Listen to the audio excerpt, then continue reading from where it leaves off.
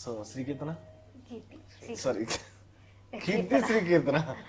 శ్రీ కీర్తి మరి నేను శ్రీకీర్తన కదా అన్నా నేను. శ్రీ కీర్తి శ్రీకీర్తి, ఓకే. ఈ కీర్తి కీర్తనకి చాలా ప్రాబ్లమ్ గా ఉంది. శ్రీకీర్తి, కీర్తి కీర్తన, ఓకే, డన్ డన్.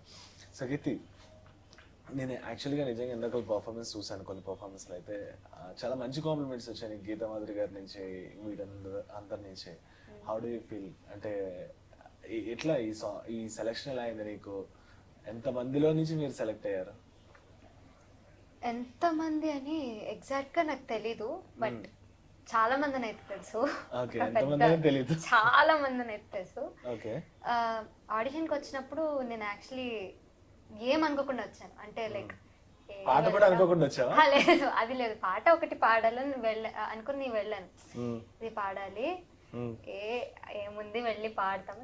సెలెక్ట్ అవుతానని కూడా అనుకోలేదు. బేసికలీ వెళ్ళాను, చేతిలో గోల్డెన్ వైపు పెట్టేశారు.